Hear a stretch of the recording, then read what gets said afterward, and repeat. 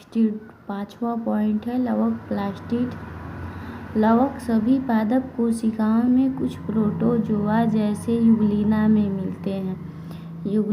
मिलते हैं। लवक जो है कुछ प्रोटोजोआ में और यूग्लिना में मिलते हैं।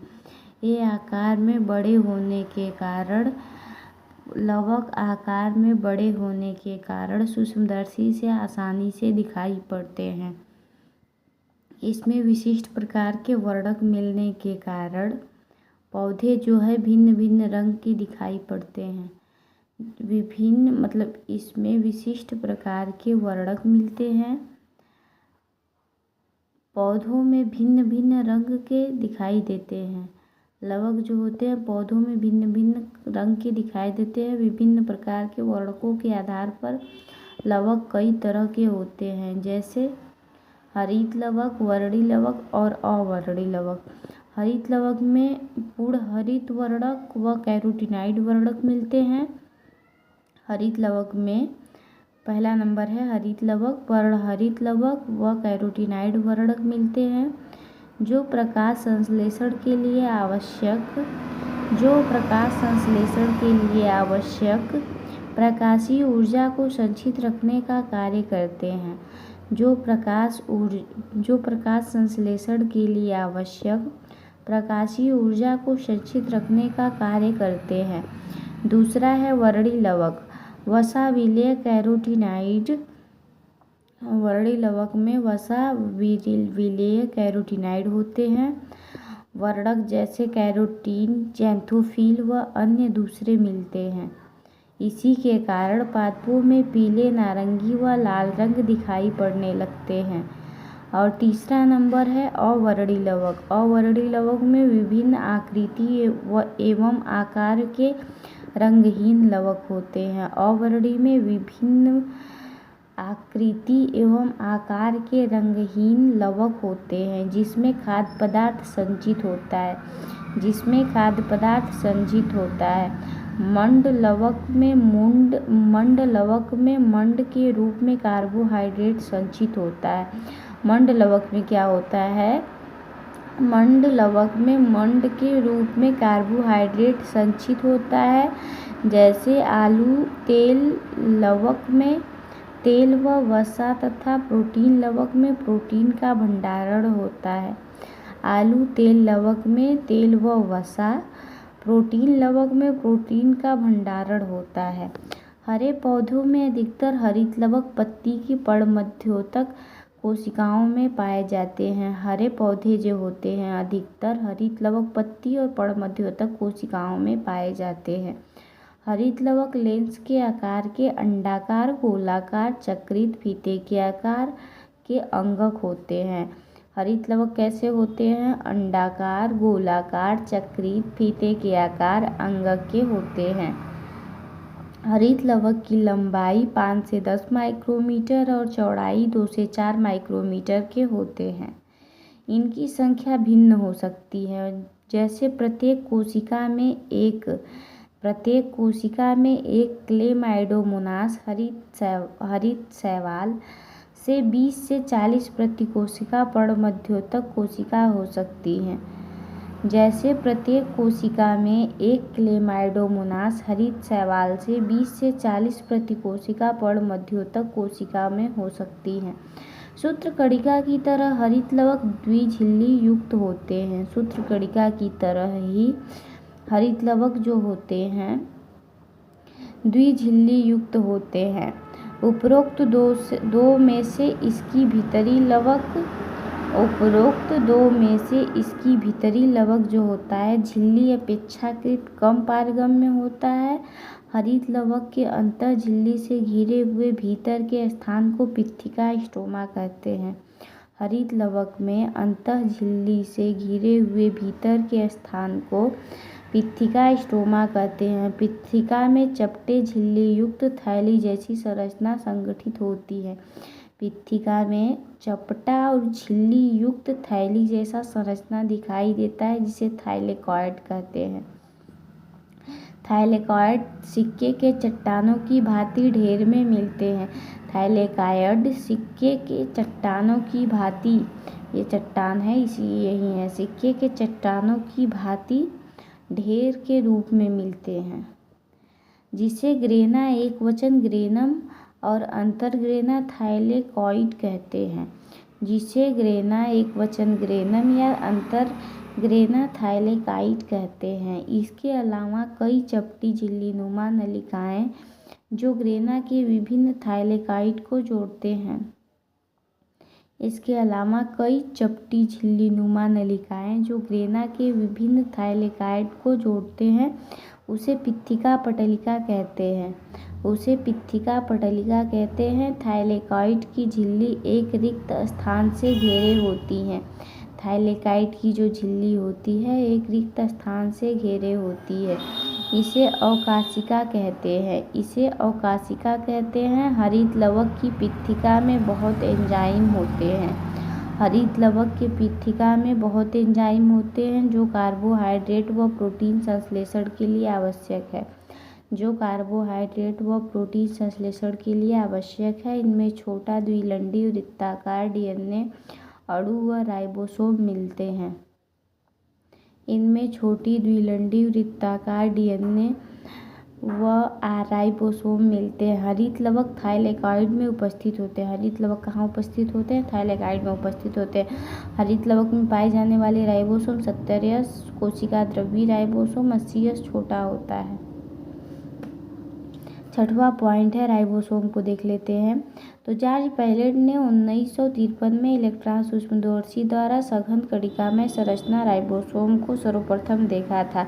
ये राइबो न्यूक्लिक अम्ल व प्रोटीन के बने और किसी भी झिल्ली से घिरे नहीं होते हैं। यूकैरियोटिक राइबोसोम 80S व प्रोकैरियोटिक राइबोसोम 70S प्रकार के होते हैं। प्रत्येक राइबोसोम में उप इकाइयाँ बड़ी व छोटी उप इकाई होती हैं। यहाँ पर यह स्वेडबर्ग इकाई अवसादन गुणांक को प्रदर्शित करता है। यह अपरोक्ष रूप से आकार व घनत्व को व्यक्त करता है। यह अपरोक्ष रूप से आकार व घनत्व को व्यक्त करता है। दोनों 70S व 80S राइबोसोम दो उप इकाइयों का बना होता है। साइटोपंजर 7वां पॉइंट है। साइटोपंजर प्रोटीन युक्त विस्तृत जलिकावत तंतु को कोशिका द्रव्य में मिलता है, इसे साइटोपंजर कहते हैं। कोशिका में मिलने वाले साइटोपंजर के विभिन्न कार्य जैसे यांत्रिक सहायता, गति व कोशिका के आकार को बनाए रखने में उपयोगी होते हैं। 8वां पॉइंट है, पश्चमाभ व कशाभिका।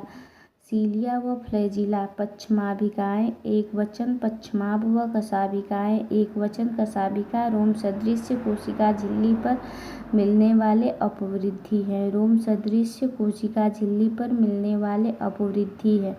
पश्चमाभ एक छोटी संरचना चप्पू की तरह कार्य करता है। पश्चमाभ जो होता है एक छोटी संरचना चप्पू की तरह कार्य करता है जो कोशिका को या उसके चारों तरफ मिलने वाले द्रव्य की गति में सहायक है।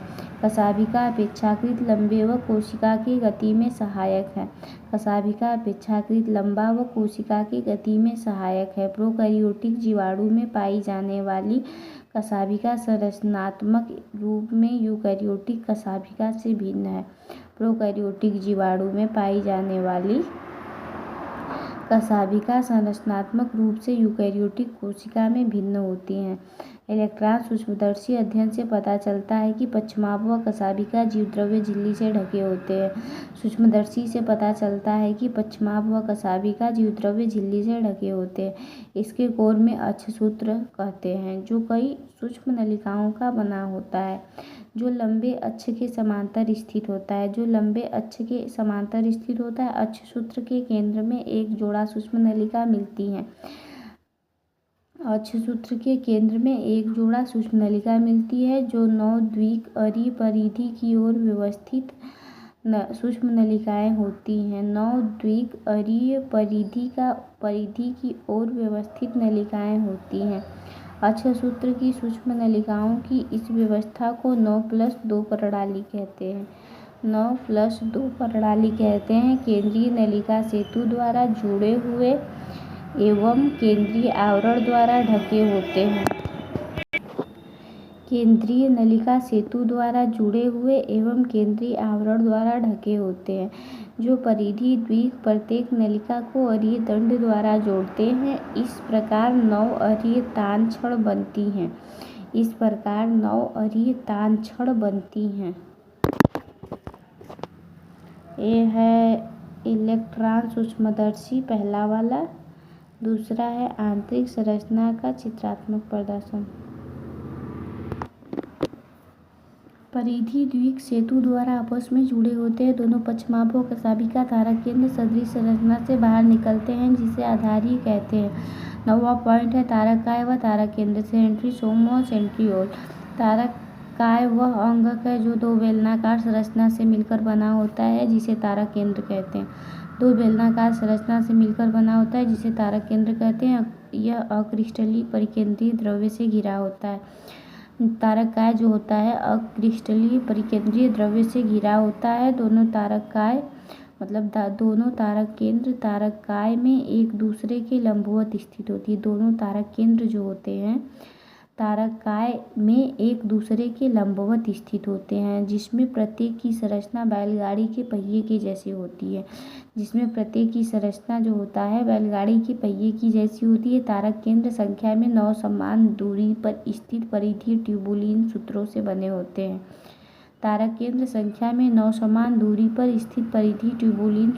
बने होते हैं। प्रत्येक परिधीय सूत्रक एक त्रिक होते हैं। पास के त्रिक आपस में जुड़े होते हैं। तारक केंद्र का अग्र भीतरी भाग प्रोटीन का बना होता है। तारक केंद्र का जो अग्र भीतर का भाग होता है वो प्रोटीन का बना होता है, जिसे धुरी कहते हैं। यह परिधि त्रिक के नलिका में प्रोटीन से बने अरीय दंड से जुड़े होते हैं। त्रिक के नलिका के प्रोटीन से बने अरीय दंड से जुड़े होते हैं। तारक केंद्र पक्षमाभ व कशाभिका का आधारिकाय बनाता है।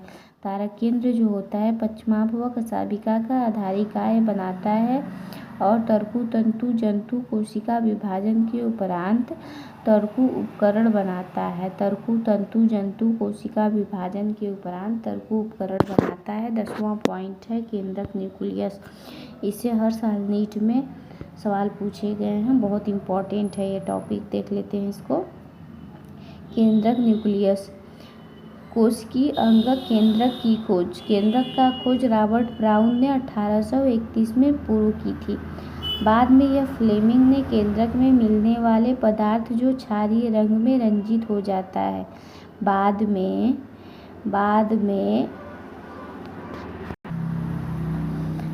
में फ्लेमिंग ने केंद्रक के मिलने वाले पदार्थ को क्षारीय रंग से रंजित हो जाता है उसे क्रोमेटिन का नाम दिया। अंतरकाल अवस्था केंद्रक कोशिका केंद्रक जिसका विभाजन नहीं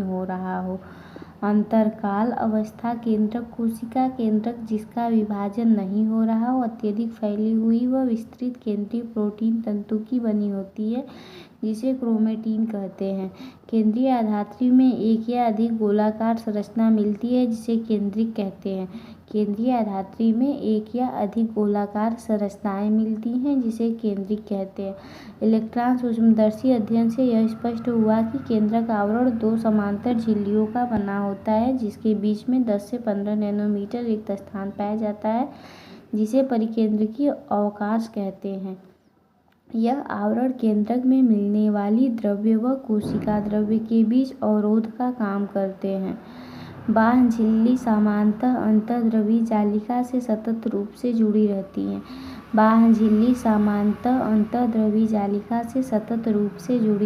है। व इस पर राइबोसोम भी जुड़े रहते हैं। निश्चित स्थानों पर केंद्रक आवरण छिद्र बनने के कारण विच्छिन्न हो जाता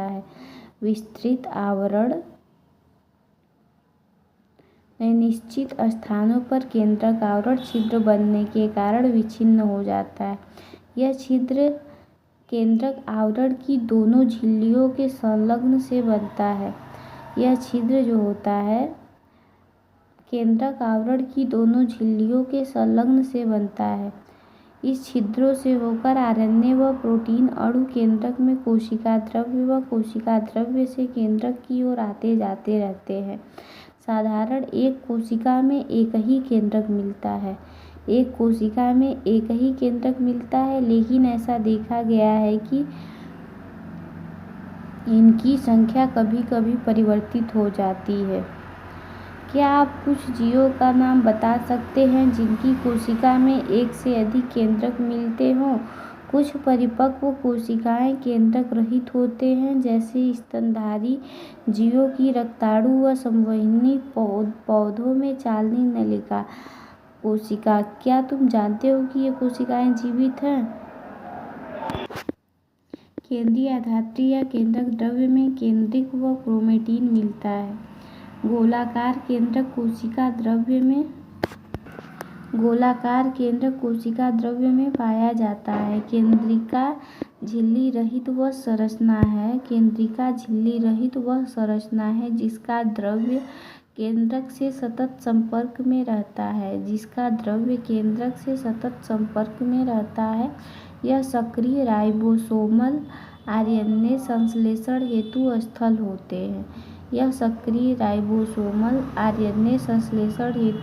होते हैं। जो कोशिकाएं अधिक सक्रिय रूप से प्रोटीन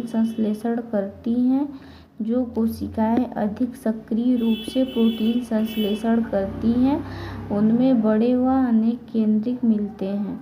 आप याद करें कि अंतरावस्था केंद्रक में ढीली ढाली अस्पष्ट न्यूक्लियोप्रोटीन तंतुओं की जालिका मिलती है जिसे क्रोमेटिन कहते हैं। अंतरावस्था के केंद्रक में ढीली ढाली अस्पष्ट न्यूक्लियोप्रोटीन अंतरावस्था केंद्रक में ढीली ढाली अस्पष्ट न्यूक्लियोप्रोटीन तंतुओं की जालिका मिलती है। अंतरावस्था केंद्रक में ढीली ढाली अस्पष्ट न्यूक्लियोप्रोटीन तंतुओं की जालिका मिलती है जिसे क्रोमेटिन कहते हैं। अवस्थाओं व विभाजन के समय केंद्रक के स्थान पर गुणसूत्र का संरचना दिखाई पड़ती है। क्रोमेटिन में डीएनए तथा कुछ क्षारीय प्रोटीन मिलता है जिसे हिस्टोन कहते हैं। इसके अतिरिक्त उनमें इतर हिस्टोन व आरएनए भी मिलता है। मनुष्य की एक कोशिका में लगभग 2 मीटर लंबी डीएनए सूत्र 46 गुणसूत्रों 23 जोड़ों में बिखरे होते हैं। गुणसूत्र सिर्फ विभाजन की कोशिका में दिखाई देते हैं। प्रत्येक गुणसूत्र में एक प्राथमिक प्रकीर्णन मिलता है जिसे गुणसूत्र सेंट्रोमियर भी कहते हैं। इस पर बिंबाकार की संरचना मिलती है। गुणसूत्र में बिंबाकार की संरचना मिलती है जिसे काइनेटोकोर कहते हैं। तारक काय गुणसूत्र के दोनों अद्वैत गुणसूत्रों के एक बिंदु पर पकड़कर रखता है। गुणसूत्र की स्थिति के आधार पर गुणसूत्रों को 4 प्रकार में विभाजित किया गया। इससे भी हर साल नीट में सवाल पूछते हैं, इसको आप बहुत ध्यान से देख लीजिए। पहला है मध्य केंद्र की मेट्रासेट्रिक। गुणसूत्र में गुणसूत्र बिंदु मध्य केंद्र की मेट्रासेट्रिक गुणसूत्र में गुणसूत्र बिंदु गुणसूत्रों के बीचों बीच स्थित होती हैं और जिसमें गुणसूत्र की दोनों भुजाएं बराबर लंबाई की होती हैं। दूसरा है उपमध्य केंद्र की सब मेटासेंट्रिक। गुणसूत्र में गुणसूत्र बिंदु गुणसूत्र के मध्य से हटकर होता है, जिसके परिणाम स्वरूप एक भुजा छोटी व एक भुजा बड़ी होती है। तीसरा है अग्रबिंदु एक्रोसेंट्रिक। गुणसूत्र में गुणसूत्र बिंदु इसके बिल्कुल किनारे पर मिलता है, जिससे एक भुजा अत्यंत छोटी व एक भुजा बहुत बड़ी होती है। और चौथा है अंतर केंद्र की फिब्रोसेंट्रिक। गुणसूत्र में गुणसूत्र बिंदु गुणसूत्र के शीर्ष पर स्थित होता है। ये है चारों।